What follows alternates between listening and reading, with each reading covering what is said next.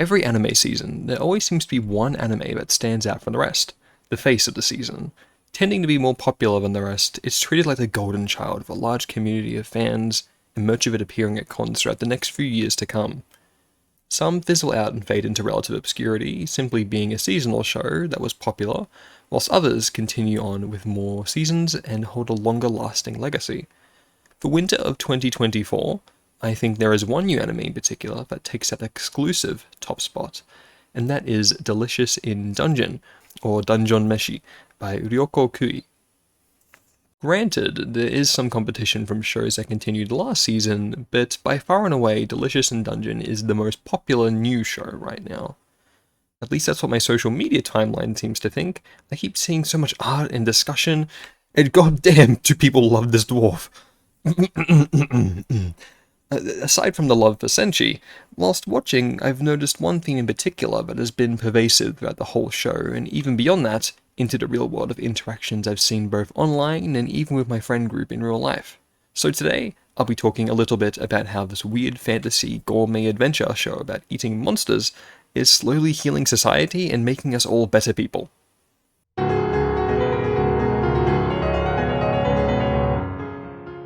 So, Dungeon Meshi, of course, being based on the manga by Ryoko Kui, which was published by Kadokawa, and the series is being animated by Studio Trigger, a personal favorite of mine. I mean, who doesn't love Trigger, the studio behind Little Witch Academia, The Origins of Panty Stocking, and Promare? Now, I'm not usually a big fan of fantasy anime, or just fantasy in general, but I've heard about this series for the past year or so, pretty much since the anime adaptation was announced, so I was pretty keen to watch it. And I think the premise was pretty interesting. I've always been wondering, in this fantasy world, what would it be like to eat monsters? And Delicious in Dungeon answers just that. And to preface, I am an anime-only watcher for this series. I have not read the manga yet, so please excuse any potential misconceptions I may have about the show, or disillusions I may have about its themes. I am just an anime watcher, so please do let me know in the comments below if that is the case, and I'll be eager to read them. Now, I think this show was released in winter for a reason, and I think it fits this season perfectly. Winter can be a very cold and dark and lonely time. For those of us who are currently in the Northern Hemisphere experiencing cold winter, I'm not, being in Australia, it can be very lonely.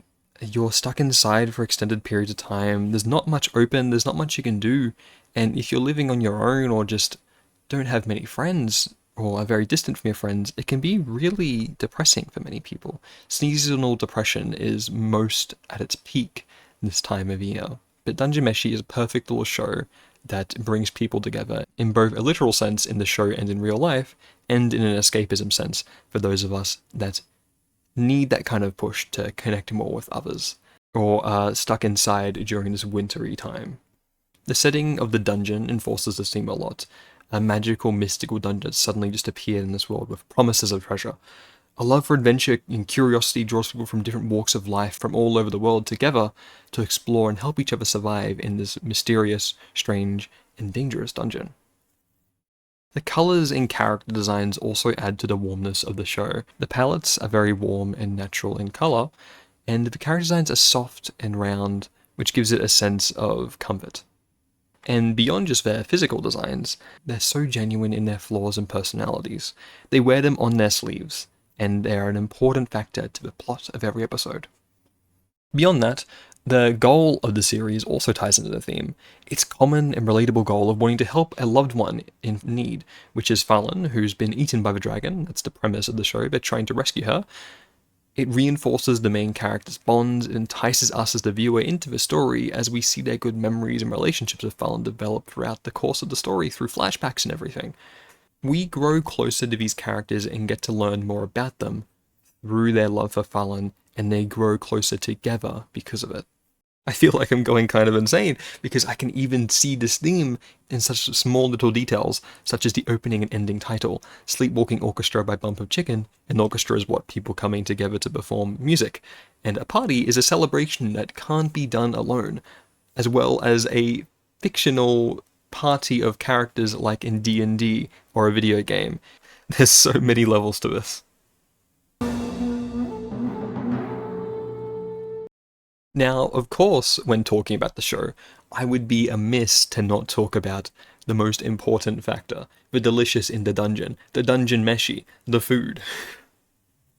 And obviously it ties into this theme. Sharing a meal, cooking, and collaborating with others on how to prepare food always brings people together. It's a universal thing across both cultures and time. And speaking of these peoples and fantasy races, I love how Ryoko Kui put a lot of effort and care into differentiating the races of this world. It feels real. Between the tall men, the elves, the dwarfs, the half-foots, and the orcs, they're all completely different. We get to see what makes them tick, what makes them unique, their flaws, their weaknesses, how they get along with each other. Food and goodwill can go beyond racial and cultural boundaries in prior conflicts, and it is the easiest thing to exchange between cultures to build bridges. A perfect example of this is with two of the main characters, Marcel and Senshi. They don't really get along. Senshi is averse to magic, while Marcel is a mage, so she's an excellent magic user and tends to fall on it out of habit. They come to clash because of this, but they end up getting along and working together, is sharing these experiences through gathering food, helping each other out, preparing meals together, and enjoying food together. They often do clash, yes, but they also come together with their unique techniques into preparing meals in ways they didn't know about prior, and end up bettering it for the both of them and the rest of their party. Food can be used to mend rivalries, such as with Tance's party, the gnome researcher, and the former dwarf of their prior party, who left due to a lack of funds. This, of course, irks Marcel, who feels burned by this, but they end up working together once again and resolving their conflict through preparing meals and helping each other and cooking and sharing a meal. And again, even through different cultures, we meet earlier on in the series some orcs that have been displaced from their home because of the dragon. And they don't like other races. They kill them because they are often attacked on the surface and have had to resort to living in the dungeon, and even capture the main party. But Senshi works with them and encourages the others to get along with them. They end up making bread together, sharing different stories, and bantering a bit over the differences between their races. They end up growing a bit closer and fixing generational gaps, pass on this newer knowledge and friendliness to the younger generations. All through, you guessed it, food, or in this case, and even those who typically struggle to relate to others can come together over a meal and share love with one another, such as Laios. He doesn't really relate to people, he's a bit weird, he likes to eat monsters, and in his heart he probably knows that he cares more about monsters than he does people. But even Laios is able to understand others better through their food and their mutual need for surviving in the dungeon by hunting and scavenging for food. Now, since it is a fantasy, there are naturally lots of different inspirations for the series. Ryoko Kui is a fan of JRPGs and just general fantasy, which can be seen from her fan art she's done on her blog. The inspirations of fantasy RPGs and Dungeons and Dragons tie into the theme of people coming together. A lot of RPGs are about forming a party and about the bonds between people in the main story. And Dungeons & Dragons, of course, is a multiplayer game where people must come together to play a tabletop experience like none other. It simply can't be done without other people. And both RPGs and Dungeons & Dragons already have pretty large audiences, so when you mix them with a good fantasy anime that isn't isekai, treats its audience with respect, has well-written, diverse characters, a large fan base is naturally going to form. Fanbases are a result of people being drawn together over the love of something in particular. In this case, it is Dungeon Meshi. To make fan art, discuss latest updates, even ship characters, and just gush about how much they love the thing. Now, I discovered the show through the fanbase. The manga began in 2014, but didn't get an anime adaptation till this year. These guys have been pining for this show for years now. That's how dedicated they are. And it's a thriving fanbase as well. I've seen this show talked about so much even before the anime was announced or released. It's been hard to avoid spoilers because of this, just because of how excited people are about the series. I'll see fan art from way down the track in the series, or about characters that haven't been introduced yet. I'm like, what the heck is going on? I don't get this for other shows. People have come together hard for their love of food, and Senshi, yes, again, Senshi, people love that man. And the crazy thing is, it has extended into the real world with me.